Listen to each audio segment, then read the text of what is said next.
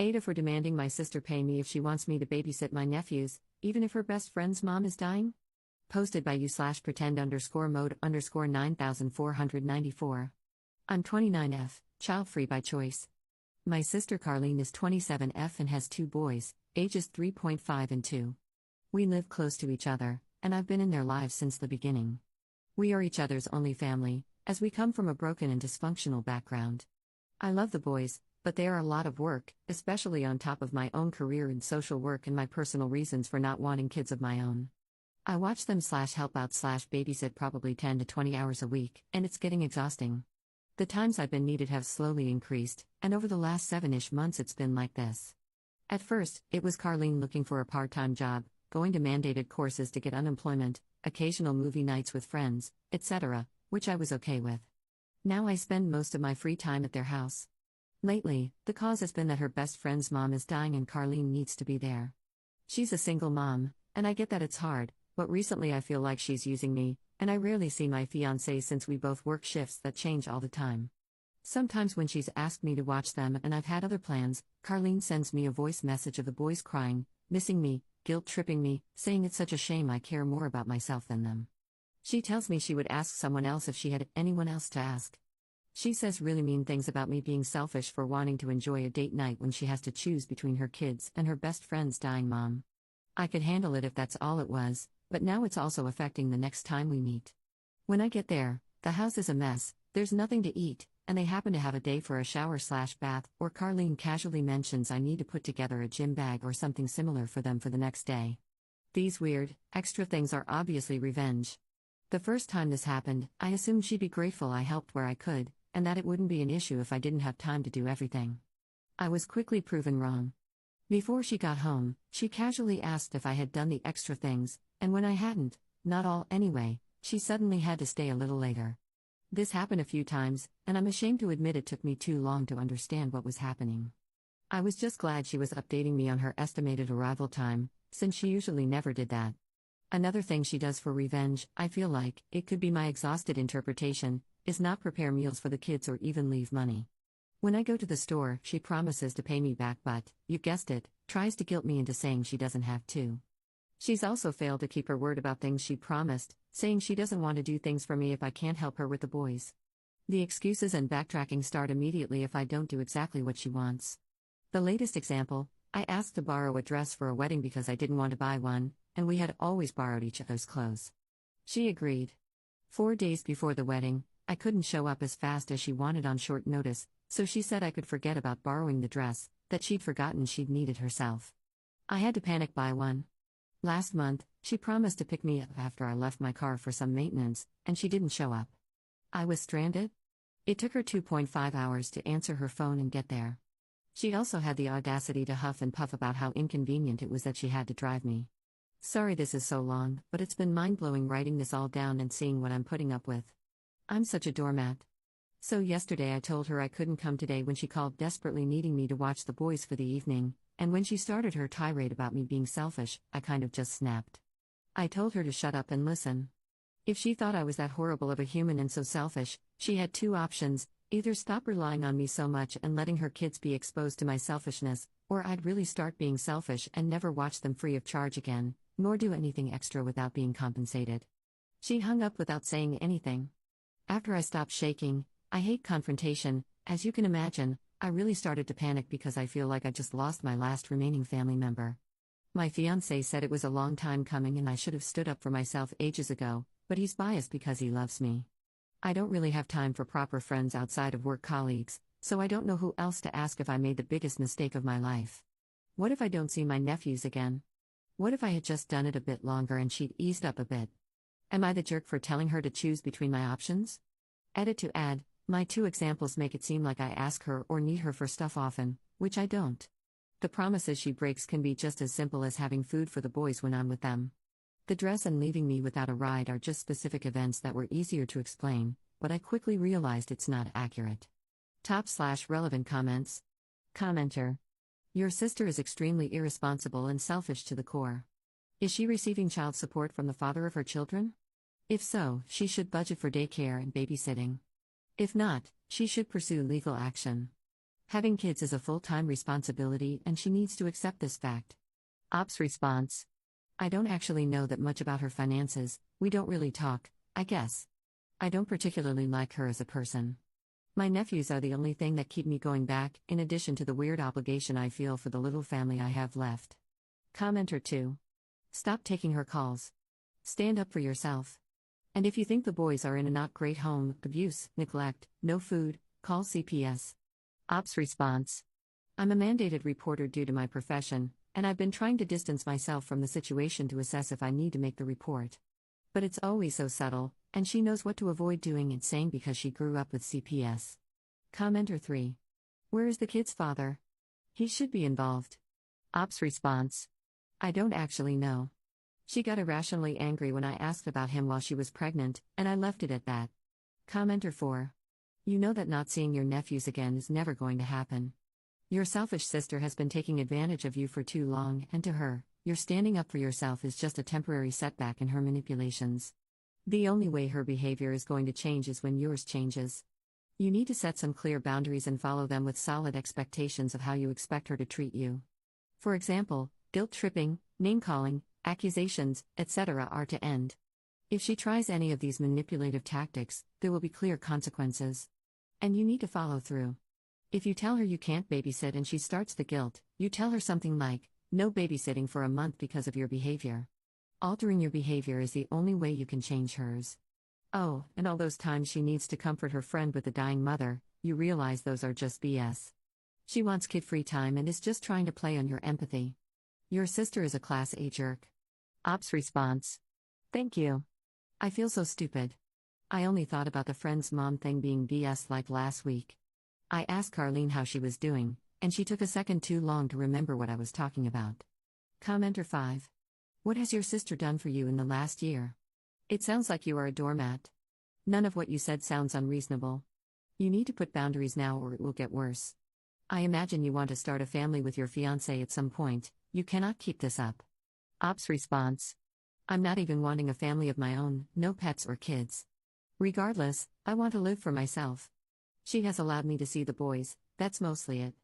I couldn't imagine not being in their lives. Additional info from Op.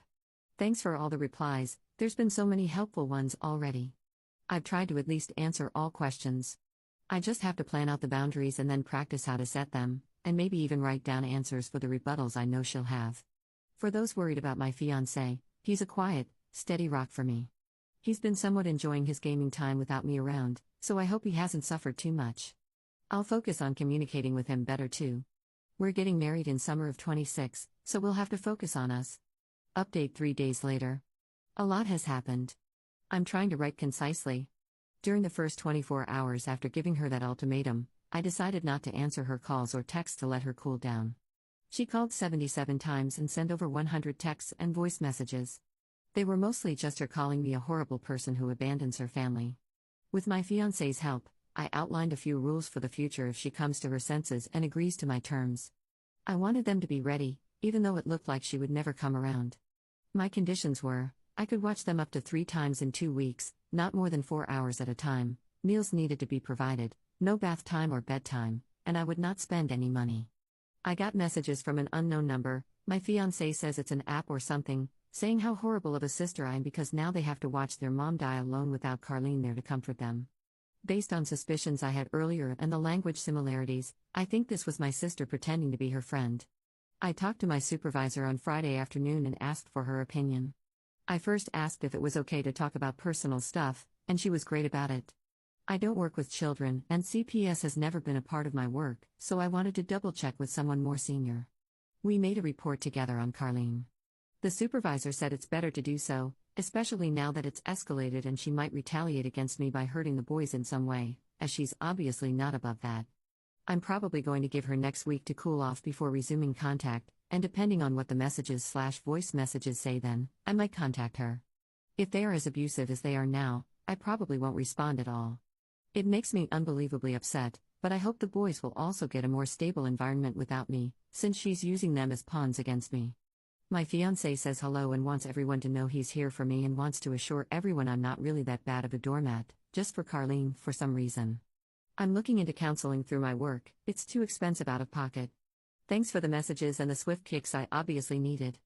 For some reason, I'd become blind to my sister's behavior and was only concerned about whether I'd lose the boys from my life. I'll probably update when/if I resume contact with my sister if people want to know how it goes. Top/relevant comments. Commenter. I suggest you and your fiancé have a discussion about whether or not you would take custody of the kids if it came to that. Your sister sounds like she may land herself in jail or decide to abandon her kids. It's better to be prepared for any possible outcomes, including CPS removing them from her care. Ops response. Oh wow, true. We definitely don't want kids, but if the option is foster care for them, we might have to take them in. I'll talk to my fiancé as soon as he gets home from work. Commenter 2. Is there a reason the father of these children isn't helping to take care of them? I can't imagine expecting a family member to step in and handle a significant portion of the parenting of my own children. If she wasn't prepared to be a parent, she shouldn't have had 2 children. Ops response. She got really angry at me when I asked about their dads whenever she was pregnant, and I just left it at that. She hasn't had a long-term boyfriend since high school, as far as I know. I don't even know if the kids have the same dad. I kind of doubt it due to their differences in skin shade and features. Commenter 3. I hope you have been keeping all the nasty messages. Because you do need to make sure that you have evidence. Your sister is neurotic and abusive. She brought those kids into this world, and it's her fault she is a single mother. She is trying to shirk her duties onto someone else because she's lazy and wants to be a 21-year-old. Well, sorry, but she can't have that. She is responsible for those kids, not you. Additional info from Op. It's only Wednesday and I just blocked her. I don't understand when she sleeps. I've been getting messages/calls every 2 to 4 hours since last week. I'm crying because it feels like I'm shutting my nephews out, but this is exhausting. My fiancé has been checking the messages twice a day to make sure there's nothing important in between. I haven't read any of them. It's just her calling me names and cursing at this point, not even coherent sentences. Nothing on the CPS report yet. Second update 1 week later. Boring update, but my fiancé unblocked Carlene for a few hours to see if she was still sending abusive messages. She was. Nothing new there. CPS called and asked for more info, which I provided. They wanted specific dates and asked whether I had proof, and I sent them a lot of screenshots of messages with Carlene. I chose to make the report with my name on it, as I felt like it added credibility. It also kind of felt like a punishment for me to use my name, especially after waiting so long to make the report, meaning my sister could now know for sure it was me who reported her, and I'd face the consequences for it. I've had 1 Zoom appointment with a psychologist through my work. It's been great so far, and I already got homework on boundaries. It seems fast, but she said they're trained to move quickly since we are usually provided only 5 visits, and there should be progress in that time. I haven't heard from Carlene or the kids other than the abusive messages. I'm ashamed to say I've driven by the house a couple of times just to see if everything looks normal, and it does. I had a talk with my fiancé after a commenter suggested the kids might need to be removed from Carlene and asked if we were planning on fostering/whatever if it came to that. We aren't. We don't want kids and have known that from the beginning. The day-to-day life as a family with kids sounds absolutely horrible. To be honest, there's nothing that appeals to us. We don't even want pets. We would become resentful and probably lose ourselves in the process if we went there. I don't know how much there is to update after this, maybe if contact resumes, but honestly, I'm afraid to send her anything. She's just insulting me, and I don't think she'd even really read what I wrote if I tried. Third update 4 days later. Today was my birthday. I'm 30, yay, and I just had an ordinary workday. When I got home, my sister was waiting for me. My fiancé wasn't home yet. Carlene congratulated me and actually seemed normal at first, but when I couldn't behave like I normally would, attentive, asking how I could help her, etc., she got irritated. She said she'd always known I never loved the boys and was only jealous because I didn't have kids. She accused me of trying to make them love me more so I could falsify reports to CPS and get custody. I actually kind of laughed, it was so ridiculous. I told her I don't even want kids and wouldn't take hers even if they were offered. That might have been a cruel thing to say, but I'm just so tired. She somehow got angrier, saying how horrible the boys will now feel knowing I'd abandoned them and proving I didn't love them. I knew I couldn't win with her, so I just asked why she was here and where the kids were. Carlene said their whereabouts were none of my business, fair enough, and that she was there to tell me I'd never see them again. I'd already accepted that as a possibility, or even probable, so I didn't really react, which made her even angrier. She tried to grab me, but I'd stood about 6 feet away so she couldn't reach me. I just ran inside the building and closed the door behind me. Luckily, it locks automatically. She followed, so I shouted through the door that I would call the police if she didn't leave. She kicked the door and left without saying anything. I went up to our apartment and sat on the floor. My hands were shaking so badly I couldn't write, but I made a voice recording on my phone of everything in case I need to contact the police or a lawyer. After around 20 minutes of just breathing, the door lock rattled and I got really scared, until I realized it was my fiancé getting home from work. I was still on the floor, so he obviously freaked out. I told him everything, and he said we should make a police report and also update CPS about Carlene's erratic behavior. I still feel weird about reporting her, because we endured much worse as kids, and I don't think anyone reported our parents. But my fiancé asked if I would make this report at work if it was someone else's family. I said it's not fair, since I don't work with kids for this exact reason, but I guess I would report it. It's getting late and I can't sleep, worrying about making the police report tomorrow and wondering what to tell CPS. I guess I'll just explain the whole thing and let them decide what's relevant. Oh, CPS let us know on Monday, I think, that my sister is under investigation and gave me the contact info for their caseworker, so at least that report will be easy to make. Fourth update 1 month later. Sorry it took a while, but I've been trying to keep busy, taking extra shifts at work as I miss the boys. I haven't heard from them at all since my sister kicked at our door. CPS has been in contact a few times, but since we let them know we wouldn't be willing to take the boys unless absolutely necessary, not even for a short foster placement, they haven't been telling us much about their situation. It feels like we don't know anything anymore, but I guess we're outsiders now, so I get it. The family court date is set for next month, and we're debating whether to ask if we can go. Honestly, I don't think they'd allow it now, since we have nothing to do with the solution. I don't even know if we would have been able to attend if we had agreed to foster them, as the family courts here are usually quite closed. As far as the boys go, I've accepted I'll probably never see them again. I wish that, if I can keep tabs on them, I can reintroduce myself when they're 10 years or so older and have their own phones, etc. It's far away, but I have to have something to look forward to. CPS is still actively investigating. Before they stopped updating us, it sounded pretty certain that at least a short foster placement was needed. My sister failed to show up to mandatory meetings, wasn't available when they tried to reach her, and at least once she arrived at the house without the kids just as CPS came by, meaning the kids had been home alone while she was gone. They contacted me to ask if I knew where my sister was and for how long, but I had already stopped talking to her by then. Carlene claimed she'd just dropped something off a street over, so she was gone for less than 3 minutes. I don't know if I believe that, and CPS didn't seem to either. The reason we don't want/can't take the boys is mainly our health. I have a chronic illness, and my fiancé is in a wheelchair. We live in a 1-bedroom apartment, and having the boys' beds and stuff would make it inaccessible for a wheelchair, which just isn't okay.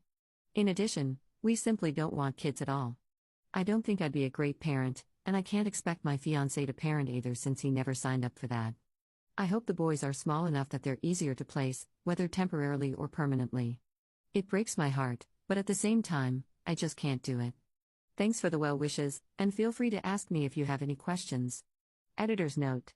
It has been over 4 months since Op's last update, and she hasn't posted any new information. This likely means either the sister is in a lot of legal trouble and Op can't discuss it, or Op simply isn't being updated on things, because like she said, she's not part of the solution, so she won't really be kept in the loop.